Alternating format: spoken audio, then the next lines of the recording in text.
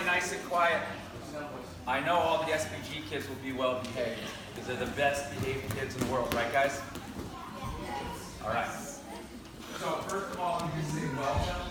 Thank you for coming. If you're not sure why you're here, hopefully you'll understand why when I get done talking. Before I start, I'd like to have all the volunteers come up here real quick. Everybody who's volunteering today, except for the ones that are back there collecting money. You guys keep collecting money. Okay? So let's give all these guys a round of applause because they're doing up their Saturday.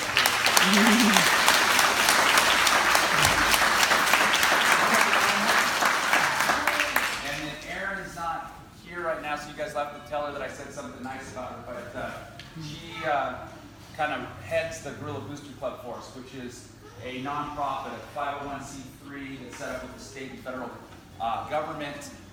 And the reason for setting it up was to make it possible for kids and adults in Kalispell, Whitefish, the Flathead Valley to afford to be able to get on airplanes and spend nights in hotels so that they can compete doing jiu-jitsu outside the state, which for a lot of people that's not economically feasible.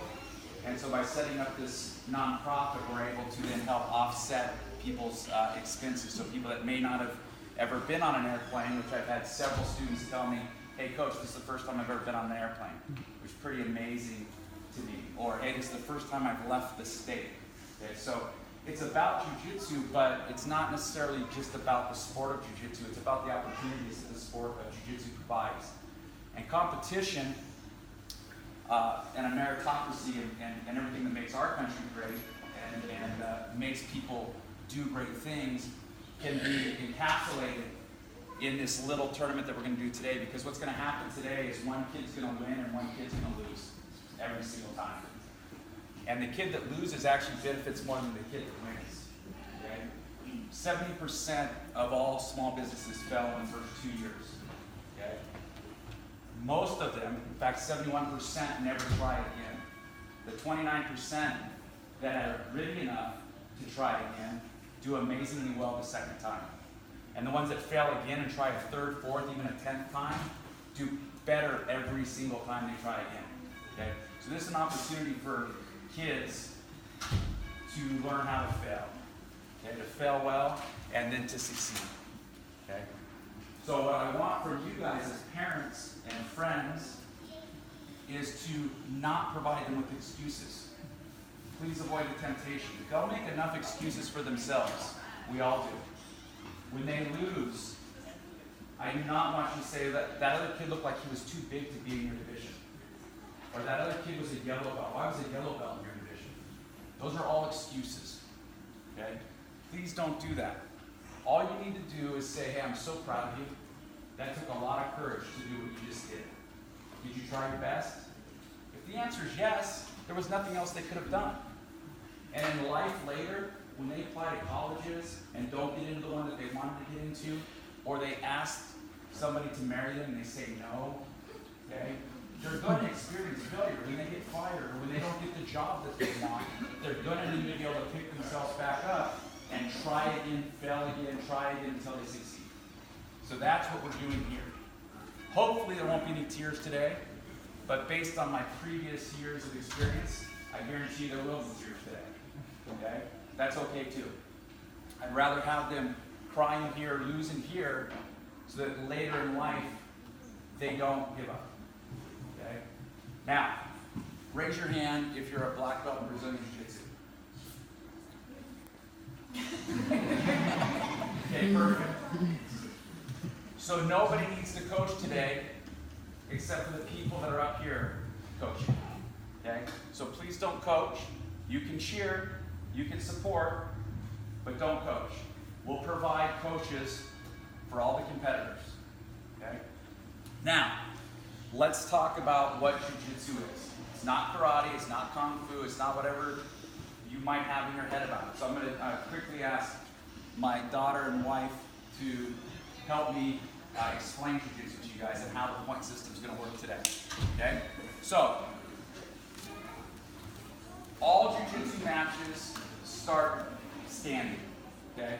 So the first opportunity to score in a jiu-jitsu match is with a takedown. Okay, if you're familiar with wrestling, all the takedowns that you can do in wrestling, you can do in jiu-jitsu. If you're familiar with judo, all the throws that you do in judo, you can do in jiu-jitsu.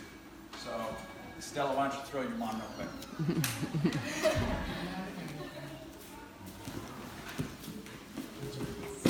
Okay, so that would be an example of a takedown. That would be 2 points. Okay, doesn't matter where Stella lands, double legger.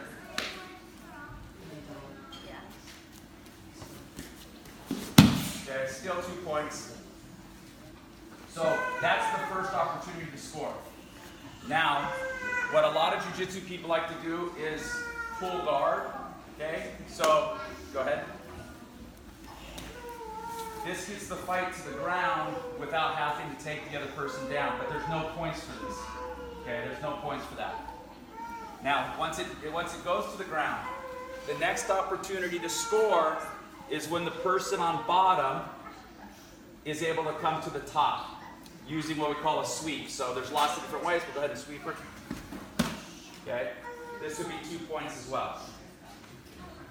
If the person on top is able to clear the person on bottom's legs and come to a position and maintain the position for 3 solid seconds, then that's 3 points. Okay? If she then puts her knee on the belly and gets her other knee off of the mat and pulls that for 3 seconds, that's 2 points. If she goes to the mount, which is 1 knee on either side of the body, arguably the best position in jiu-jitsu, definitely the best position in fighting, okay, that's 4 points. If Kisa rolls over and Stella takes her back, chest to back with both feet in, okay, both feet in, that's 4 points. Okay? At the end of the time limit, the competitor who has the most points wins. Okay? But the nice thing about jiu-jitsu, the best thing about jiu-jitsu, the reason we all started jiu-jitsu, is because unlike wrestling, we're not here to pin you, right? We're here to submit you. So at any point, if Stella's down 100-0 and she makes Kisa tap or give up, she wins. And examples of that would be, you can put her in a triangle, show for me. She can choke her. She can use joint locks, can you armbar. Okay? So anything that one competitor can do to the other competitor that forces them to tap out, or in the case of the kids, causes the referee to stop it, because kids don't tap. And the younger you are, the more invincible you are. As you get older, you realize you're actually going to die. Okay?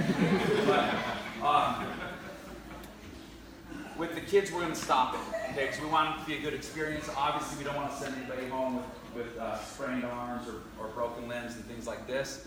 And it's always embarrassing when a kid gets choked unconscious in front of their parents. So we're going to try to stop it before anyone goes to sleep. Miss anything, guys? Oh yeah, good point. Okay, so to be clear, just so that there's no fist fights breaking out in the crowd, if Kisa's on bottom and Stella's on top, but she's not inside the guard, which is this, I can't explain the guard quickly and easily to you guys, but if Stella has passed Kisa's hips, okay, she's no longer in front of Kisa's hips, she's not in the guard anymore, okay? If Kisa goes from the bottom to the top here, like roll, that's no points. Okay, that's a reversal, but that's not a sweep. Okay, in order for it to be a sweep, it's just airplane sweeper really big, all the way here. Just get bumps. That's 2 points. See the difference there? Go back. The difference is, in one situation, she's inside the legs, in front of the hips. In the other situation, she's already cleared the legs and the hips. This would just be a reversal. Or go to the mouth. Won't escape. No points. Clear? All right. Am I missing anything? Oh, give yourself a round of applause real quick for coming and supporting the Gorilla Cup.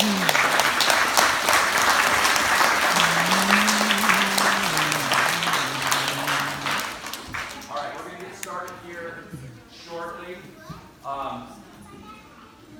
I'll be walking around. Unless they actually need me to coach or fill in for one of the spots, I'll be walking around. I'm available. If you have questions, feel free to come up and talk to me. Everybody in here is on the same team. Me and the coaches got together. We took the people who had signed up and we did the best we possibly could to get people in brackets that would be competitive. Okay? It's as good as we could make it. Wherever we could, we got at least 4 kids per bracket. We're doing round robin. We're trying to get everybody as many matches as possible. Some brackets ended up only being 3. There's nothing we can do about that. There's going to be brackets maybe where you feel like your child or your grandchild should have been in a different bracket. Sorry, we did the best we could. Okay. So, but if you want to talk to me, I'll be walking around and I'm happy to talk to you or explain things or anything like that. Okay?